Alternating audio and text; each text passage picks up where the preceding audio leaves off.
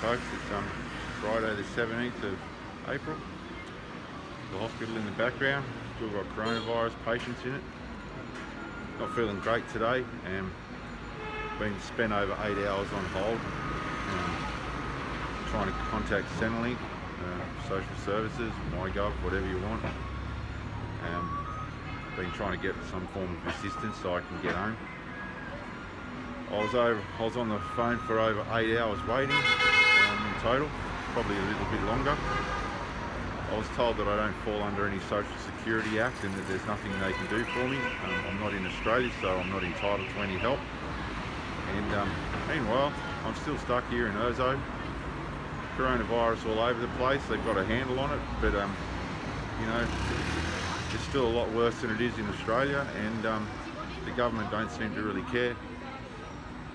I really don't feel like an Australian citizen anymore. I'm feeling a little bit left behind, and yeah, they just don't want to help me whatsoever, and I'm sort of at a loss for words for what I should really do now. I can't afford the $5,500 a ticket home, and they don't want to help me. They said they can't help me, and I don't fall under any Australian jurisdiction to help me. The Chinese government yesterday told me that I've got 8 weeks to leave, and so once that 8 weeks is up, I'm done. And yeah, I don't really know what to do anymore. I don't feel great about it. There's a bunch of new restrictions in town.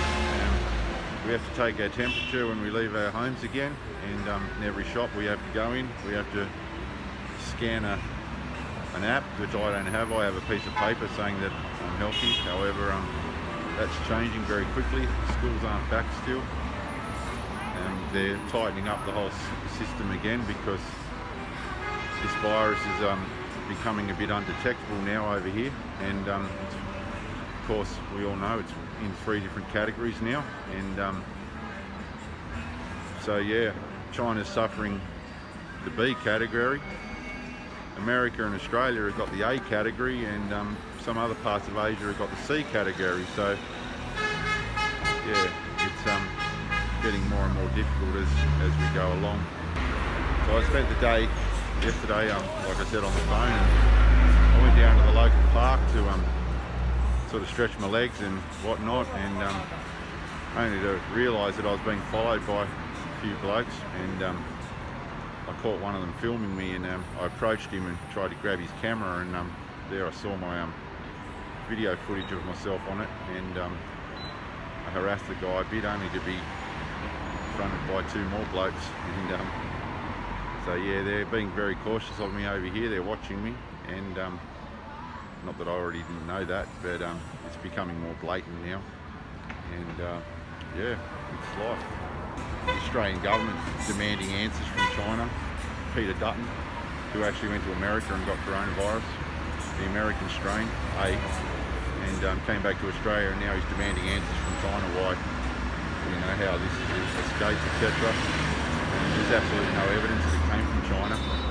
It's actually started earlier than that, and everybody knows it except 3 certain countries in the world that won't admit to it.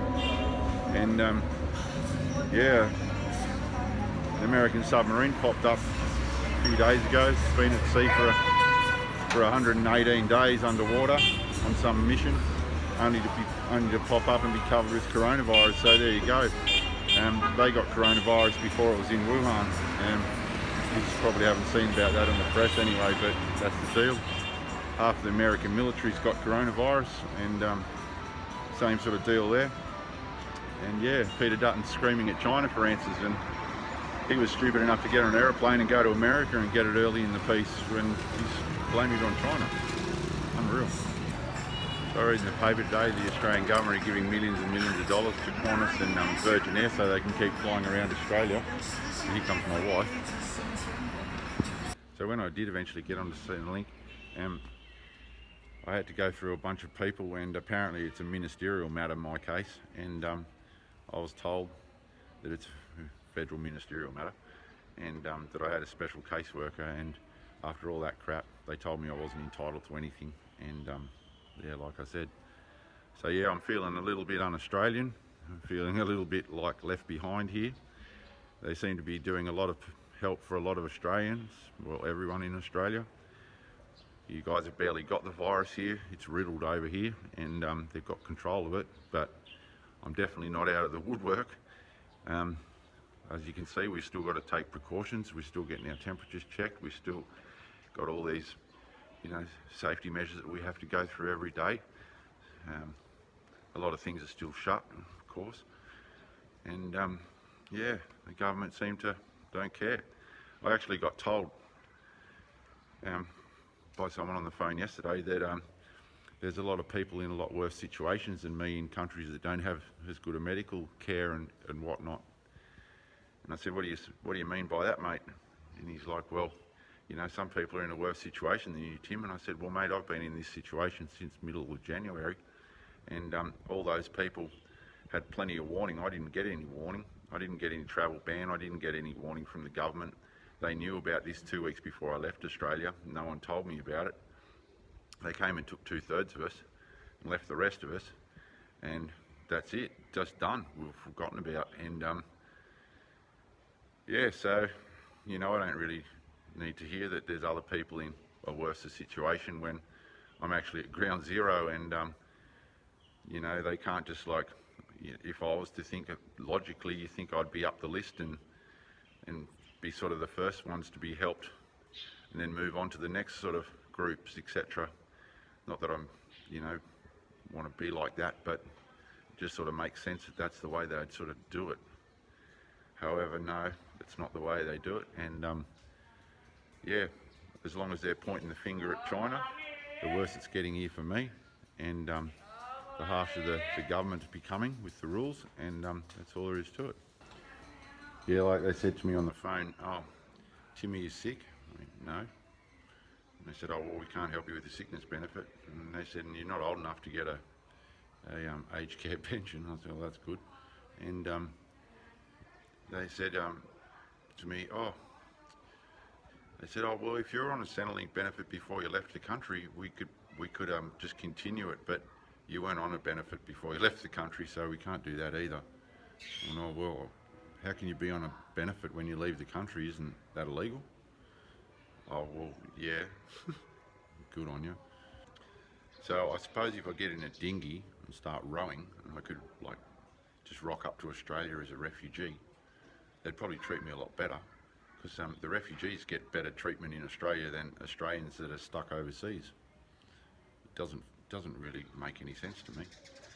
Anyway, that's life being an Australian stuck overseas.